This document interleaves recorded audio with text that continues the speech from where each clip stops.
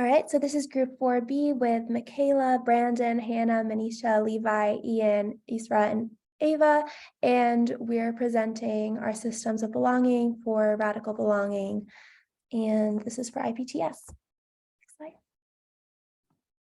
To start, we would like to talk about the origins of radical belonging. The term radical belonging was popularized in a book called Radical Belonging: How to Survive and Thrive in an Unjust World While Transforming It for the Better. The author of the book is Dr. Lindo Bacon.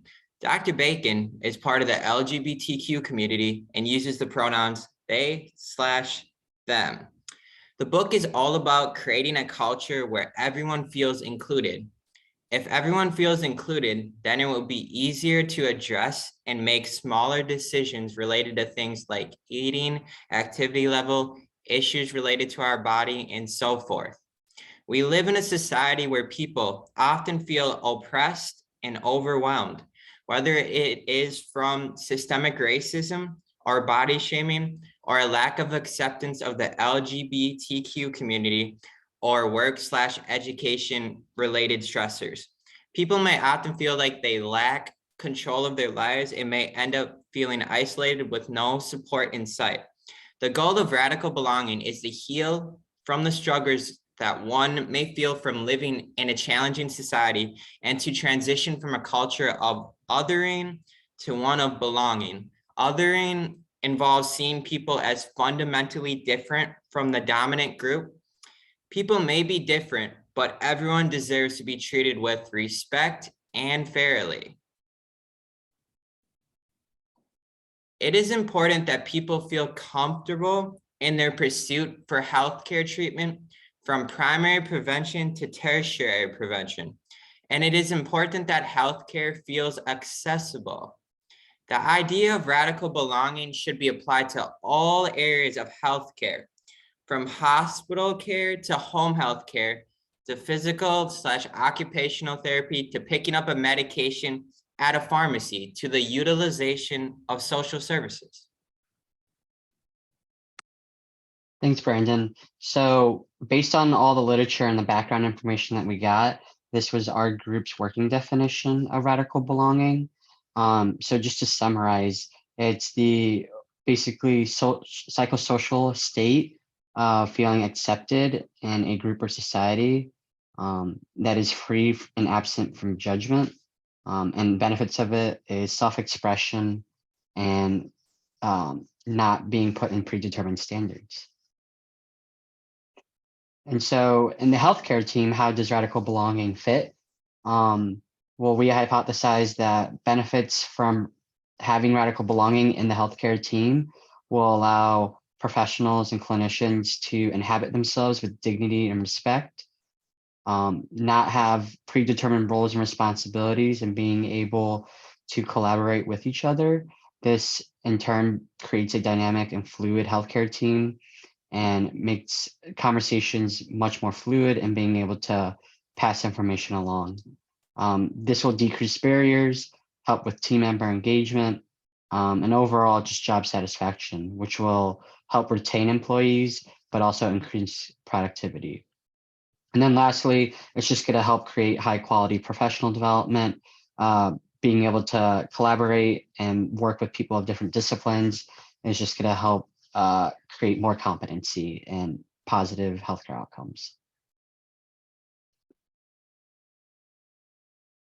So our recommendations for supporting radical belonging, they are on the organizational team and individual levels, and we categorize them into different sections depending on what burdens they are. So first, to address the financial burdens, we wanted to provide equitable salaries for work and allowing upwards mobility in the hospital or the healthcare setting, and increasing benefits for healthcare workers. So due to the increase of burden of COVID, people are having more expenses, and then with all the lockdowns, there's a higher risk on the healthcare workers' lives. So increasing pay to match the added risk can incentivize them. We also wanted to strengthen teams by hiring more facility-based nurses and less traveling nurses. So traveling nurses are usually paid more than the facility-based or home nurses, and that not only does that decrease the efficiency of the team, it reduces interpersonal relationships within the team, and it can also de-incentivize nurses that are being paid less for the same work. Traveling nurses can add a financial burden on the hospital, so substituting them for home-based nurses that can be paid more can strengthen morale and retention and improve patient outcomes. And also decreasing mandates regarding mandatory booster vaccinations for COVID-19 can help, because a lot of healthcare workers were leaving their jobs because of all the vaccines they had to take. So lessening the restrictions regarding booster vaccinations can help retention of healthcare workers, reducing staffing issues, and then resulting in less burden on the remaining healthcare workers that have to pick up the extra work.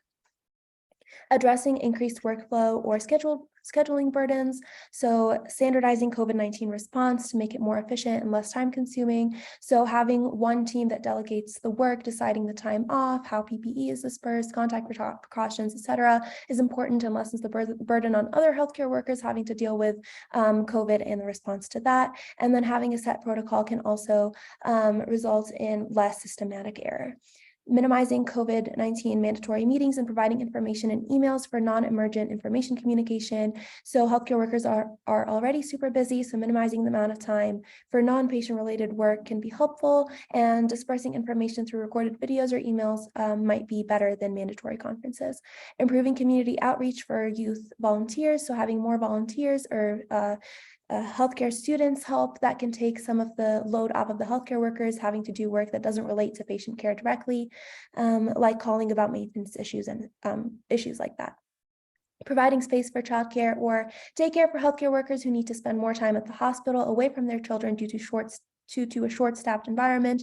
So with school closures or more illness spreading, and then healthcare workers having to spend more time at the hospital, having their children being in a safe place where they can see them while they perform their work responsibilities can be helpful. Next slide, please. So then we wanted to address culture or discrimination burdens, so allowing scheduling leniency and possible schedule adjustments for healthcare workers needing to visit family in foreign countries who have been harmed by COVID-19. So a lot of healthcare workers from foreign countries couldn't even attend funerals for their family members when lockdowns were in place, so allowing them the time to mourn, having help with funeral planning, or helping remaining family members cope with the loss can be helpful, while knowing that there's a job for them waiting back when they get home. And then facilitating a culture of education and competency training, so making sure that there's a safe work environment for all healthcare workers, providing access to professional oversight offices for reporting unprofessional behavior that is witnessed or experienced, with real-time feedback on the status of the report and steps to remedy the microaggressions and discrimination. So it's just as important to make sure that healthcare workers are receiving the steps that are being addressed to remedy a situation, so that they can get closure and it doesn't feel like they're reporting on something and there is no concrete proof of change. Substituting healthcare workers from volatile environments due to patients who are intolerant of diverse healthcare workers when possible. So it's important that healthcare workers are prioritized and protected, and they don't feel like they're receiving abuse. So having the ability to substitute them when they are subjected with discriminatory, racist, or homophobic remarks from patients can be very beneficial for the mental health of healthcare workers. And then addressing patient burdens, so reducing healthcare workers, rotations so that longer lasting relationships between patients and healthcare workers can form, improving visitor policies for COVID-19 to allow more visitors and extending visiting hours, especially if those visitors are vaccinated and dressed in the proper PPE, and then providing technological support for patients to communicate with family virtually. So this can be through iPads or access to Zoom or Skype, so especially for patients that have limited technological access or inability to use their phones or other means of communication. And then to address trauma and the psychological burdens, so we can facilitate debriefs after patient and healthcare worker losses, so that allows a space for grief. We can provide interprofessional bonding experiences to allow the team members to interact on a personal and cultural level. So this can be through weekly free lunches or after work activities or movie nights, etc. Providing access to therapy resources for personal and group, and allowing breaks and schedules for mental health care, lunch, personal space, other So setting up optional forums for people to discuss their feelings regarding the pandemic and the response to that, and an option for people to provide suggestions and encourage speaking up, and then providing resources, incentives, and benefits for healthcare workers trying to pursue higher education in the healthcare field. And then finally, to address the personal health burdens, providing proper PPE, diagnostic tests, optional testing, time off for healthcare worker recovery, and proper contact tracing to ensure lower transmission rates among the teams. So making sure that the healthcare workers feel safe in their work environment can strengthen their effort, morale, and retention of workers, and reduce the amount of workers leaving when they feel that their health is actually cared for. And then providing space for healthcare workers to recover from infection away from their families to lessen the stressor of spreading disease to elderly family members. So this can be through a partnered hotel or another space, so that healthcare workers aren't worried about being in close quarters with their loved ones and giving and transmitting a disease to them that is killing their patients.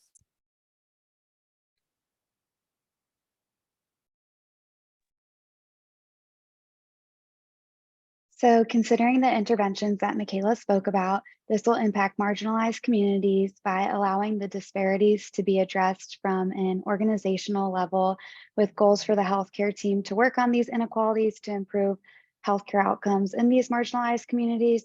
The debriefs will allow the healthcare team members to speak about the stresses they might be facing with the team members and provide opportunities to educate so employees can feel supported and heard in the workspace. Therapy resources for workers who have been struggling with mental health through COVID-19 would also improve the mental health support for these employees, and it would be beneficial to those that might have lost loved ones during or from COVID-19 to help them cope. So overall, our interventions will target inequalities in the community by creating action plans on an organizational level while supporting healthcare workers on an individual basis by promoting cultural competence and equality to lower the stressors healthcare workers may experience in the workplace. So through these recommendations and considerations, we developed a proposal for the Hope Commission, and our 5 key elements of this ask are as follows. So first, we would be asking for appropriate compensation, which would allow us to reduce burnout and dangers to patients and providers, especially important due to inflation and economic instability and the increasing demand for healthcare work over the past 3 years. Second, we would want to reduce stress and workload, which would help us lead to a higher capacity and ability to provide high quality care for patients. Things that can be implemented to support this would be benefits like time off to de-stress, access to therapy, and debriefing sessions as needed. These are especially important in the increasing societal complexity of the healthcare issues that we're seeing. Third, we would want to encourage representation and diversity in perspective by not only hiring, but also appropriately supporting the people that we're hiring. So this would allow workers and recipients of healthcare to identify with and sympathize with each other in dealing with the changing circumstances that we're seeing through a shared understanding of belonging. Fourth, we would want to establish protocols that would be built upon the ideas that would be come up from shared interprofessional teams. So this would allow us to establish clear yearly goals and protocols and guidelines for reporting and follow-up. And fifth, we would want to encourage and support interprofessional meetings for a greater level of communication. These meetings can be held at certain time points to address and identify gaps that may remain and what we need to do to meet changing goals. These meetings can range from specific focuses of specific patient cases or more broadly patient care or administrative discussions. And this would facilitate our definition of radical belonging. Next slide, please. So our roadmap involves our timeline and our short-term and long-term goals. So over the first few months, we would want to hire more workers in underfilled job areas like nursing. We would also want to establish healthy work hours and expectations and appropriate compensation. Long-term, this can allow us to achieve a reduced burden of care capacity, reduce stress and burnout and feelings of displacement, and improve provider and patient well-being. Over the next year or so, we want to establish interprofessional groups consisting of representatives with different perspectives. These groups would help us identify and later address gaps in care that we might see. Long-term, we would hope to encourage communication and collaboration through these interprofessional groups and identify areas for improvement in our next stage of our plan. So our next stage would involve addressing these goals that were highlighted and establishing systems and protocols for reporting things and following up with outcomes, establishing protocols for debriefing stressful encounters, and suggesting and implementing new changes in the system of healthcare. Long term, this would allow us to support diversity and radical belonging through recruitment and integration and support through resources, and would allow us to implement and support transparency and appropriate action in complex cases.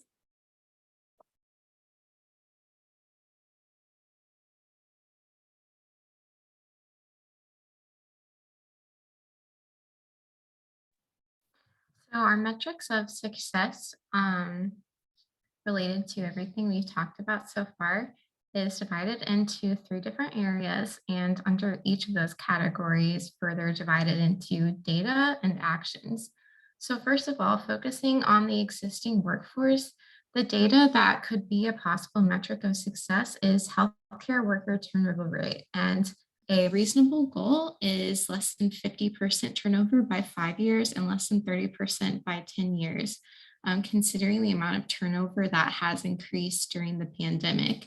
And actions that could be taken would be a 20% increase in budget for employee benefits, such as paid maternity leave and tuition reimbursement by 5 years.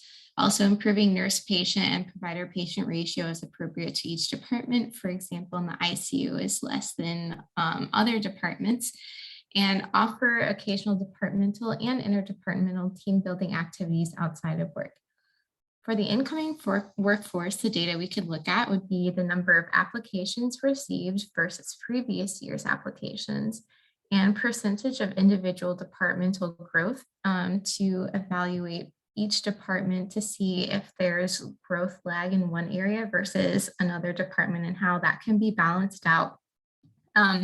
Actions that could be taken would be to incentivize incoming workforce, possibly with sign-on bonuses, improve benefits as were mentioned before, and implementing a team mentorship program appropriate for each department's environment instead of a department-specific, hierarchical, and non-standardized training model. And for the community, data we would look at is patient follow-up, such as the amount of visits that pertain to a consistent chief complaint for each patient, satisfaction surveys, and community awareness. And the actions we could take to work towards this would be streamlining patient provider and patient office communication by establishing a team-based protocol for patient outreach, such as one group is confirming appointments, another group is discussing lab results, and community philanthropy, along with an optional short satisfaction surveys for patients, whatever is easiest for them, whether that be over the phone or in office.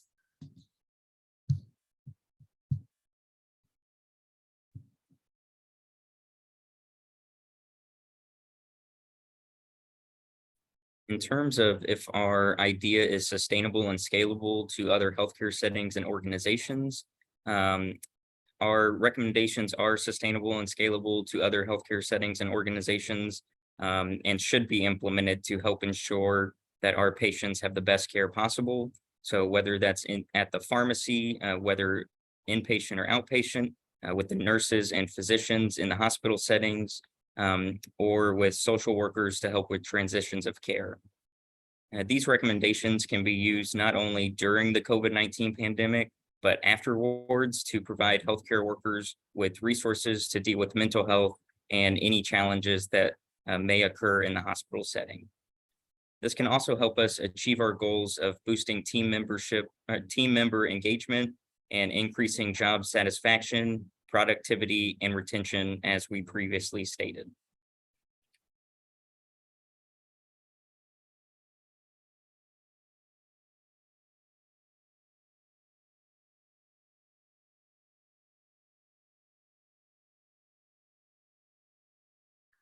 Okay, sorry about that. So all in all, what we as a group learned about effective teamwork is summarized in this slide. First of all, it requires time invested by all members of the team. It requires a shared goal, which in this case we decided was the completion of this presentation and hopefully doing well. And it requires a mutually established shared metric of success. So again, like wanting to do well on the specific presentation, it requires trust between team members that each team member will fulfill the role that has been discussed and will ask for help when needed. It requires team members to fulfill their roles within the shared interests of the group. It requires a supportive environment where everyone is willing to help each other, and it requires specific timelines and deadlines so everybody knows when to have their work done by. And in short, effective teamwork is not easy to pull off, but it's possible for any group of individuals, no matter how diverse, if everyone shares a goal and a desire to succeed.